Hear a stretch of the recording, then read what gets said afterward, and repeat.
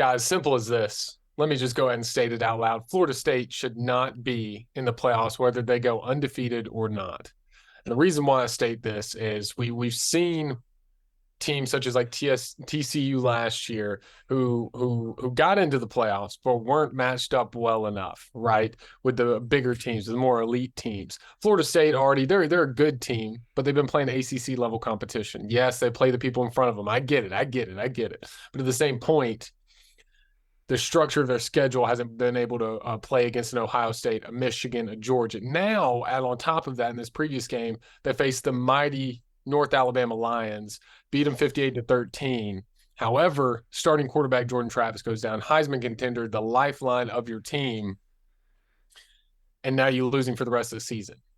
Now, you get 2 games. You got Florida, and we'll hear Quinn about Florida later, how Quinn feels about that. So we're kind of thinking that should be a win for Florida State, right? And then you also have Louisville in the ACC championship game, which you could luck out and win. But to say Florida State, after losing the heart of your team in Jordan Travis for the whole season, to have a backup guy in a quarterback and then say, hey, this guy's going to lead us to the promised land. This isn't 2014 Ohio State with Cardell Jones. This is a decent FSU team without Jordan Travis on the field. And even with him on the field, they've kind of played mediocre against a lot of these teams. They're just lucky they're undefeated. So for me, guys, they're 13-0. I'm not putting them in the playoffs over a hot Alabama, a one-loss Oregon or Washington or whoever else. I don't think Florida State can step up to the level of elite teams with a backup quarterback in the playoffs. All right, I'll go ahead and take this. I love how you slid that whole Cardell Jones thing in there real quick. That doesn't diffuse the situation. Going into that playoff, all you heard all the way up until Cardell Jones and Ohio State played Alabama was you can't put Ohio State in here. They can't compete with a third-string quarterback. And what'd they do? They went and won the national title. I do not think it is right or just to at all judge a team on what you think they can do, only what they have done. If Florida State is to win out and be undefeated, you're going to have a very – now, if you want to argue with me, they shouldn't be in because let's say Ohio State's undefeated, Washington's undefeated, Texas is one loss, Alabama's one loss, Florida State's undefeated. And you want to argue with me that they shouldn't be in because you think Texas and Alabama have played a higher strength of schedule and you're willing to forego their one loss in favor of Florida State in the case of both teams, then cool, you can try to convince me of that.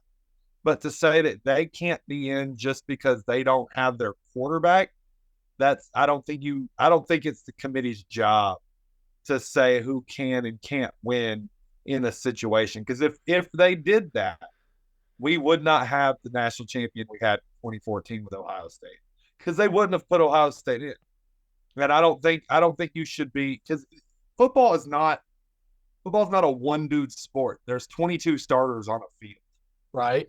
And you're telling the other 21 that because one guy isn't there, you don't deserve the right to play for something. And I don't think that's just. Now, again, Florida State still has to play 2 games before they can get to the playoffs. Right. They've got to win with the backup. So we'll see if they can pull that off. But I don't think you leave them out just because you don't think they can win without their quarterback. Yeah, I agree with Quinn here. I don't think you intentionally leave them out because of that. However, the committee has made it very clear that superstar players and injuries matter in playoff rankings.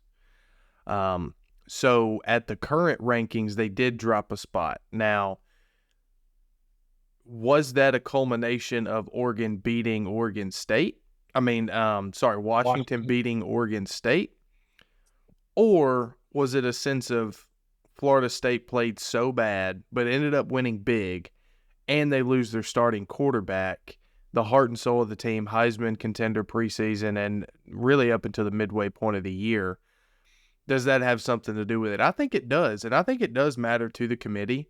Now, in 2014, that was a little bit different because I don't believe there was this depth of teams that could make the playoffs in 2014. There may have been one. There's always that one team that's right on the cusp of making it, right? But never have have we come to a situation where at this point in the year, you're looking at a sense of, well, there's a possibility, that Louisville all the way down at, what do they rank, 9th, 10th? Yeah. If they went out, they have one loss.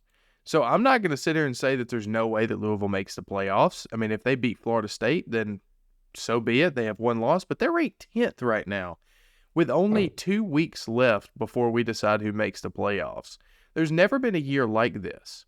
And so I think the specific injuries and the specific characteristics of a football team will matter more this year than ever before simply because of that. Do I think him being out means even if they go undefeated, they should make the playoffs? No. I think any team that's undefeated and plays a Power 5 schedule should be in the playoffs, point blank, period. I don't care if you end up being like TCU and get beat the worst in the national championship game ever. You still deserve to make the playoffs because you played a Power 5 and you were undefeated. Okay. But I will say this about the injury, though.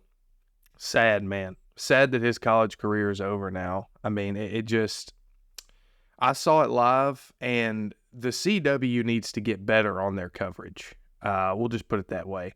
They zoomed in on this man's leg. If it was ESPN, they wouldn't have zoomed in. Now, I know that technically it was broadcasted through ABC and ESPN on the CW, but those cameramen and controllers in that room is not straight from ESPN with experience. There's no way. Because they zoomed in on his leg, and it was atrocious, and kept showing the replay over and over, and you just don't do that anymore. So I had to get that off my chest. But I don't agree that they should be left out of the playoffs. Yeah, and let me add. I mean, I say this in the sense of competition, not because I want to undermine his injury. Jordan Travis has been a tremendous heart and soul, like Freddie's mentioned, of this team, has brought them back from irrelevancy alongside Mike Norvell. So props to him and an amazing career, and hopefully he can establish a career in the professional leagues as well. I'm just stating in pure competition when you're looking at it. And Freddie, you made a great point.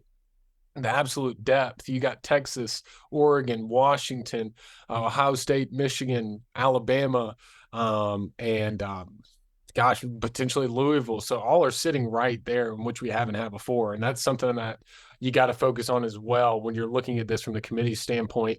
Do you take a bunch of these other teams that are one loss or conference champions and put them in over an undefeated backup quarterback and ACC champion? So I wanted to bring that forth because that's something different that we haven't really seen in the past couple of years with the amount of depth and then this huge injury. Yeah. Yeah.